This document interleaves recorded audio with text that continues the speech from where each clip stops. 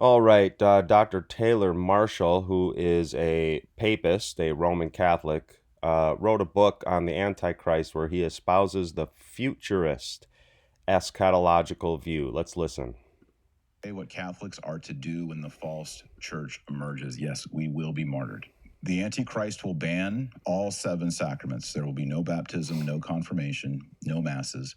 It'll all be shut down for 3.5 years. That's what You see that? 3.5 years. Pay attention to that. 3.5 years. in the book of Daniel. It's what it says in the Apocalypse. It's what the church fathers teach. And there will be a man in Jerusalem False, false, and false. claims to be the Messiah and will have the whole world worship him.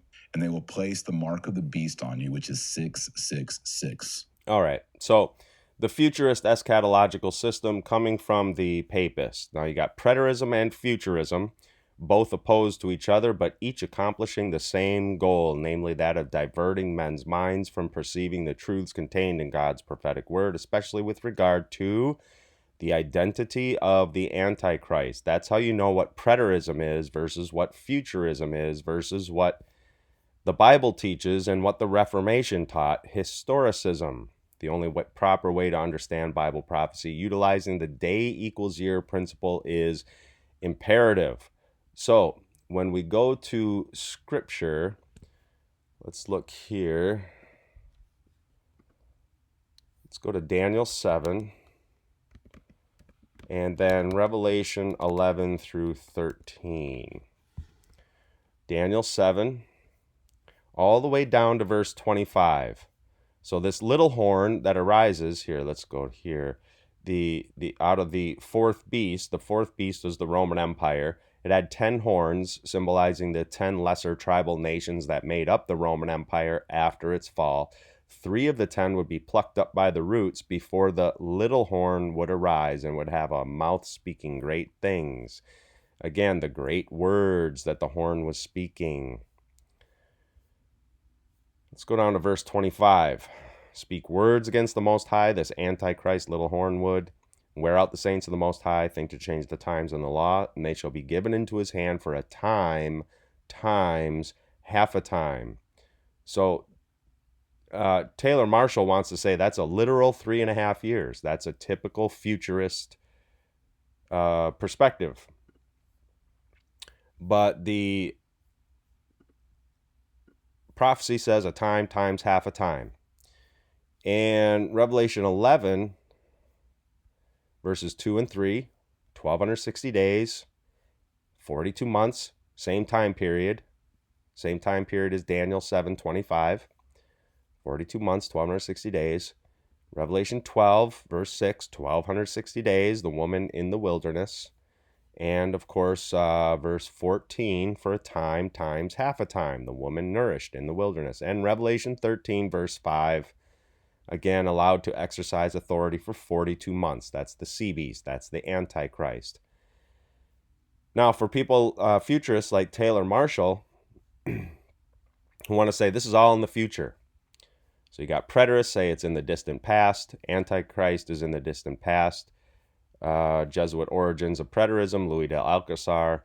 But futurism, basic outline of futurist thought. Antichrist will be, in the future, a single solitary individual human being. Antichrist will only reign for about 3.5 years. That's what we just heard Taylor Marshall say. Jesuit origins of modern-day futurism. It is fitting that a Roman Catholic like Taylor Marshall would hold to futurism. The Futurism of Francisco Ribera, another Spanish Jesuit theologian, identified with the Christian futurist eschatological view. Let's see here. Ribera understood the 1,260 days, 42 months, and 3.5 times of prophecy literally. That is the time times half a time. Rejecting an interpretation of 1,260 years. Who were espousing the 1,260 years? Well, that was the Protestants, the Reformation. Here's Jonathan Edwards, Volume 1 of the works of Jonathan Edwards. And we're going to go here, and we're going to go all the way down to A History of the Work of Redemption. We're going to open that up. Period 3, from Christ's resurrection to the end of the world.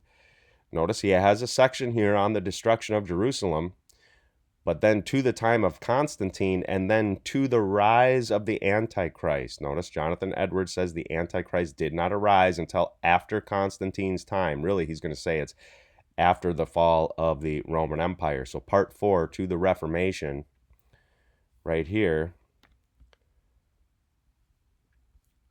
The time when the reign of Antichrist began, it is certain that the 1260 days or years, 1260 literal years. So Taylor Marshall said it's 3.5 literal years.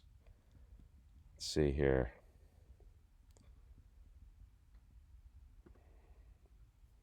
It will be shut down for 3.5 years. You see that? That's Futurism. Jonathan Edwards says, no, it's 1260 literal years. The 1260 days is not 3.5 literal years. The 1260 days equals 1260 literal years, and they did not begin before the fall of the Roman Empire. They began sometime after the fall of the Roman Empire. See, with preterism and futurism, it's all about taking the eyes off the biblical and historical identity of the Antichrist. That's why the Jesuits set up preterism and systematized preterism. That's why the Jesuits systematized futurism. You can hold to either one of these views as a papist, but you cannot hold the historicism of Scripture. Okay, let's go to another author besides Jonathan Edwards, because I always cite Jonathan Edwards. But let's go to Charles Hodge. Let's go to Charles Hodge.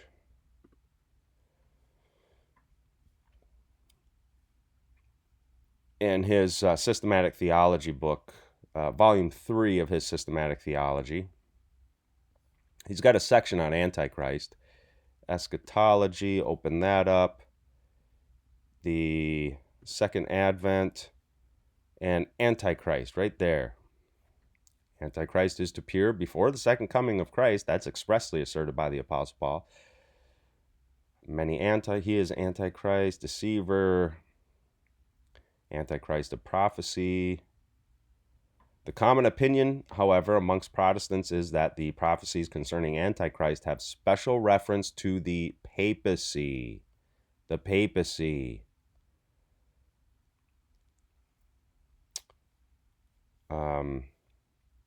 Let's go down here.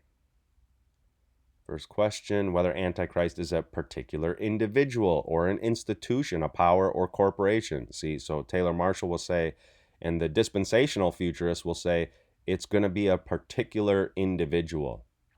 Preterists will assert that as well, saying, the Neronic theory, the theory that Nero was the Antichrist, which is equally fallacious. Protestants generally adopt the latter view. That is, the Antichrist is an institution, a power, a corporation. I would argue that it is an empire. That's what a beast that rises up out of the sea means in Revelation 13, 1 through 10. In Daniel, 10 kings or 10 kingdoms or dynasties, etc. Designation man of sin, son of perdition has a religious import and are appropriate to an ecclesiastical rather than to a worldly power or potentate. Antichrist was to have seat his power in the temple of God. It is there that he sits. This seems clearly to indicate that it is an ecclesiastical, usurping, tyrannical, and persecuting power that is here depicted. His comings after the work of Satan's. Now, notice this. The false claim of the papacy to have supreme authority over the faith of men, to decide for them what they must believe on the pain of eternal perdition. That is the most fearful power ever assumed by sinful men.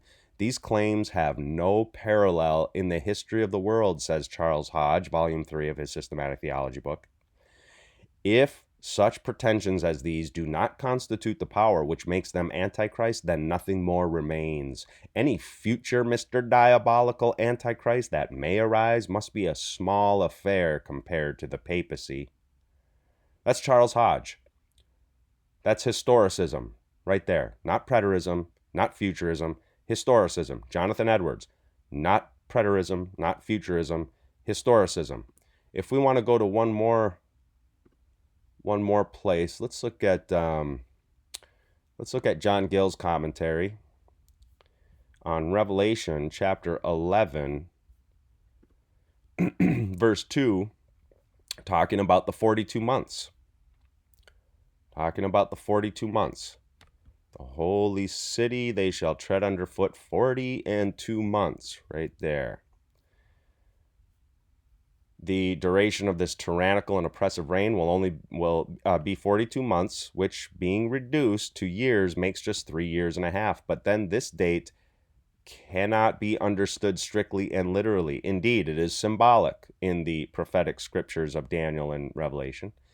For such a term can never be sufficient for the whore's reign, Revelation 17, who is to rule over the kings of the earth, and all nations were to drink of the wine of her fornication, that is, of the wine of her false doctrine.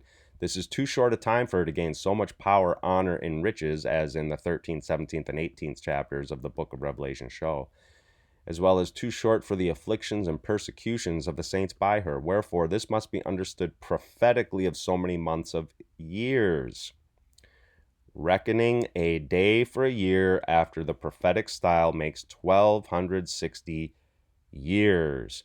So Edwards, John Gill, Charles Hodge, all these men saw day equals year principle, not a literal 3.5 years that Dr. Taylor Marshall is espousing with his futurism.